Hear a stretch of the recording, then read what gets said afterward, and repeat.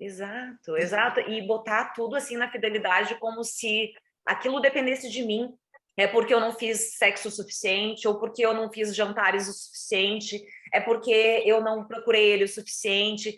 A pessoa que é traída, normalmente, ela vê como culpa ela, as ações dela, como se tivesse faltado algo. E é o que eu sempre digo, gente, a pessoa que traiu, a pessoa que fez o ato de trair, ela descumpriu o acordo que ela fez com ela mesma. Porque eu, no Exatamente, momento que sabe? eu acolho casar, ter um relacionamento sério, eu tô fazendo um acordo comigo, eu quero isso, eu escolho isso. Então, no momento que eu Uhum. faço isso, eu tenho que ter esse entendimento que a pessoa tá, no mínimo, perdida onde está. Então, eu não Uhum. posso ficar tão... Eu sei que dói, mas eu preciso ter um pouco de racionalidade e entender que eu não podia fazer nada quanto a isso. Exatamente. Sabe por quê, Rosana? Eu uso esse exemplo e acredito que ele é muito impactante. Assim, eu tento, de verdade, eu comecei sendo um psicólogo na vida profissional muito... Eu complexificava demais as coisas. Então, eu estudei psicanálise lacaniana, falava de uma forma muito difícil, até no consultório, assim. Hoje eu olho para trás e penso, "Ué, como é que aquela galera tinha resultado? Porque eu não sei se eles entendiam o que eu estava falando, né? E aí hoje eu tento falar o mais simples possível para que a pessoa mais comum consiga ouvir e não tenha que engolir um conceito, né?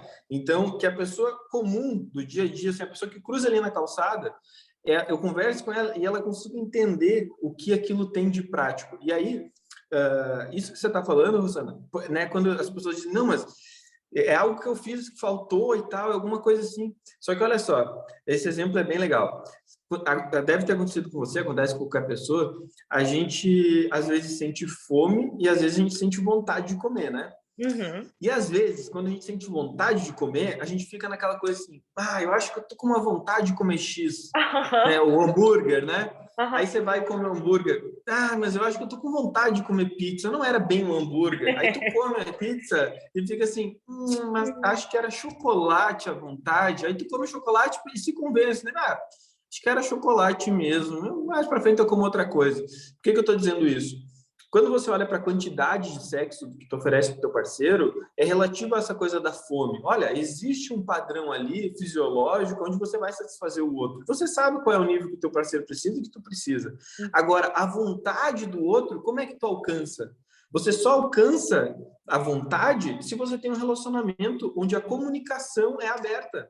Porque se você não permite o outro comunicar a vontade sexual dele, a vontade, eu não estou falando de concretizar as coisas, mas a vontade, ele vai entender o quê? Ele tem que realizar a fome, né, a questão fisiológica ali com você, e talvez a vontade dele está tão poluída de pornografia, de influência dos amigos, de coisa que ele não domina, de vontade de sair com prostituta, de conversinha com a colega do trabalho, de afetos que ele não consegue dar nome, e ele vai guardando, vai guardando, vai guardando, e as pessoas acham, isso é só justificar uma traição. Não, isso é realidade, né? Ele vai sendo dominado pela vontade e a desgraça como é. Talvez ele vai lá atrás e ele próprio volta para casa e diz assim, que merda que eu fiz, né?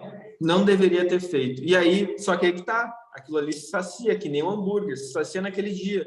Passa um mês, surge outra pessoa, surge outra vontade, ele vai em casa, ele não tem diálogo, não tem uma boa conversa, o sexo é uma coisa muito processual, ali, repetitiva, sem graça para os dois, né? Então, assim, isso vai acontecendo, vai se tornando uma bola de neve, e as pessoas não, elas vão aceitando os seus cenários, não percebem assim, de repente o casamento tá uma bosta para os dois, e normalmente quando tem traição, tá uma droga para os dois.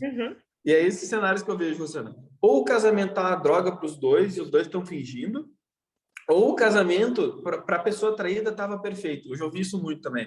Nosso casamento era perfeito, e olha isso que eu estou dizendo. Era perfeito e teve traição, eu não sei como que aconteceu. E eu digo, mas era esse o problema. Nenhum casamento é perfeito. Ou seja, ele te iludia de que o casamento era perfeito para que ele pudesse fazer coisas que você discorda sem culpa, com menos culpa. Então ele te presenteava, ele te dava café na cama, ele te escrevia palavras de amor, ele te dava todo o carinho do mundo e estava, no fundo, fazendo outro tipo de comportamento. Não é que um homem que faça isso vai estar traindo sempre. Não, não é isso. Só que, se você está com um relacionamento perfeito, você tem um problema. Um problema que você precisa perguntar para o teu parceiro se é tão perfeito assim para ele também. Ou se ele tem ali, né, uma pressão para tornar a vida contigo perfeita e que não está no peito dele. Talvez está só na ideia dele de poder sair e trair. e te iludir que a relação é boa. E eu digo isso tudo, Rosana, porque isso tudo não é óbvio para as pessoas, né? Verdade. E perfeito é uma palavra tão pesada, né? É linda, mas é muito pesada. Eu também acho uma palavra pesada, porque perfeição não existe. E a gente se ilude nisso da perfeição, de achar que é uma coisa que, tipo, é um milagre de Deus, Deus me presenteou. Gente, para com isso. Né? Para de achar que é um milagre de Deus, que Deus te presenteou, que tu é uma sortuda.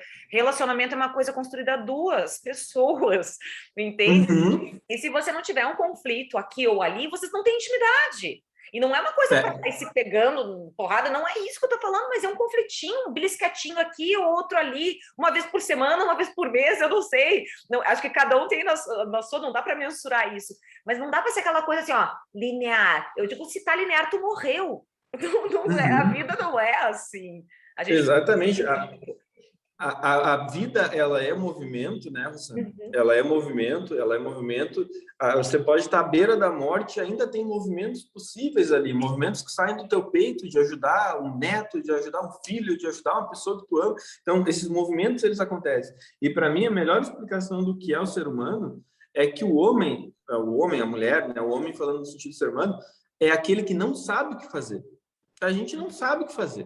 No fundo, a gente não tem essa de ser humano, ser animal racional e não sei, e DNA. Olha, no final das contas, a gente não sabe o que fazer. A gente tem um monte de explicação que explica algumas coisas, algumas que explicam um pouco mais, mas no final das contas, não tem como saber. Por exemplo, né, Rosana? Como que a gente pega o amor? Sabe? Até em nível neurológico, assim, né? Que você falou da neurociência. Tu consegue ver ali a produção hormonal, tu consegue ver a atividade cerebral, mas tu não pega o amor. É diferente de uma bolsa de sangue. Mano, não é ver um litro de bolsa de sangue, né? Você consegue pegar a bolsa e ver a quantidade de sangue. Amor, não. Você sempre confia no amor do outro por uma aposta. E aí você vê o comportamento, que assim, o comportamento do outro é o que tem de mais material que tu consegue pegar do amor. Mas você também pode estar sendo enganada. Então, assim, né, Rosana? Por que eu digo isso? Porque isso é fonte de amadurecimento. Tu perceber que não tem controle real sobre o outro, te amadurece. Porque então você só tem controle sobre a tua vontade, sobre o teu desejo, sobre quem tu é. E no final das contas, isso é excelente. É excelente porque, olha, exatamente. Se tu quer ser leal, tu quer um casamento leal, então faz tua parte. Então seja leal. Então não fica de conversa com um colega de trabalho, não fica de conversa virtual, não comete algo que tu não quer que o outro cometa. Faz a tua parte. Se o outro não cumprir com o que cumpriu, aí você decide. Aí você decide se perdoa, se não perdoa, se fica junto, se quer morrer com a raiva, se quer morrer orgulhosa, beleza. Aí toma uma decisão. Mas não vive a angústia, a ansiedade de uma coisa que tu não domina, que é o desejo do outro. Tu consegue saber a vontade do outro quanto mais comunicação aberta tem no casamento. Agora, se o outro quiser te esconder, se o outro quiser ser imaturo e quiser ser desleal, ele vai ser. Não adianta, né? E aquilo que eu digo assim, se a pessoa quiser te trair, ela vai te trair a qualquer hora, a qualquer momento, em qualquer lugar. Se você falar, porque ele voltou tarde, tem essa coisa também de acho que trair só à noite. Eu digo, gente, se a pessoa quiser trair, ela trai na hora do almoço, na hora do café da manhã. Não tem esse mimimi, a gente tem uma mania de rotular as coisas. Até a traição a gente rotula. Estereótipo de tudo, gente, meu Deus do céu. É uma proteger que não se protege. Mas é exatamente porque a gente é o animal que não sabe. E a gente fica criando imagens, fantasias, para dizer que a gente sabe alguma coisa. Sabe por quê? Eu lembro de um caso, assim, não tem nada a ver até com traição, assim, uma outra coisa me veio agora na cabeça. Uma pessoa me dizendo, tinha a ver com escolha profissional e tal, eu senti uma angústia, assim.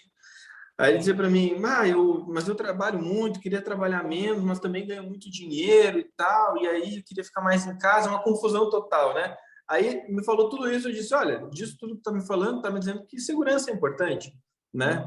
Você poderia fazer a escolha, por exemplo, de ficar sem trabalho, de ser mendigo, de, sei lá, viver com menos, poderia fazer várias outras escolhas. Tu faz uma escolha de segurança, né? Só que a vida segura, ela tá realmente interessante, né? O que dessa insegurança poderia te trazer uma vida bem vivida, né? O que tu não controla do teu ambiente que poderia te fazer ter uma vida profissional com risco, mas com adrenalina, com uma coisa mais gostosa que não só a repetição do dia a dia, né? Isso é um exemplo de escolha profissional, mas quando a gente cria, né, essa é a desgraça, né, também do casamento. Quando isso se torna óbvio, né, e quando a gente não se dá conta de que essa dúvida ela precisa pairar no ar, a gente se aproxima muito de uma vida animal. Por que eu estou falando de uma vida animal? Um gato e um cachorro, eles não têm dúvida, né? Eles reagem. A vida para eles é óbvia, né? A cadela entra no cio, ela vai encontrar um cachorro para procriar. Ela não tem como ter vontade, ela não tem como decidir algo diferente daquilo. A biologia domina ela. O ser humano não. A gente não sabe, né? Uma mulher tem uma TPM absolutamente diferente da outra, né? Um homem toma a decisão de casar com outra pessoa. Um animal não faz isso. Não cria um projeto de vida junto. O animal não sabe se ele vai viver 80 anos. O ser humano consegue desejar essas coisas. Então, assim, quando a gente torna a vida muito óbvia, a gente está, no final das contas, querendo ter uma vida animal, fisiológica, aonde mais sexo, menos sexo definiriam a satisfação do outro, né? E a nossa no relacionamento. Então, isso precisa ser muito, muito claro para as pessoas, que você só consegue ter uma vida afetiva feliz, sólida, quando tu tem uma comunicação aberta e tu é honesta com quem tu é, com quem tu quer ser no relacionamento, para que tu possa dar um espelho para o outro, do outro também se inspirar em ti e ter um relacionamento bacana. Agora, se você comete pequenas falhas, se você mente para o outro e tal, no final das contas, às vezes tu não é tão surpreendido assim, né? Você também mente, você também faz coisinhas ali que seriam desagradáveis. E aí, Rosana, eu sempre uso isso assim, olha, traição, no final das contas, para mim, é tudo aquilo que tu precisa esconder, porque se o outro soubesse, ele ficaria chateado, né? Então, assim, pode ser acesso à pornografia, pode ser falar com alguém. Se tu tem que esconder do outro, é porque tu sabe que o outro ia ver aquilo ali e ia ficar de cara, ia ficar chateado. E as pessoas fazem isso, né? Então, qual é a solução para isso? Olha, destrói isso na tua vida e vive de uma forma honesta, né? Olha, converso com os meus amigos aqui e tal, são essas pessoas aqui, não que a pessoa precisa estar olhando a conversa, né? Mas que, olha, é a tua vida, né? Você não está vivendo desonestamente.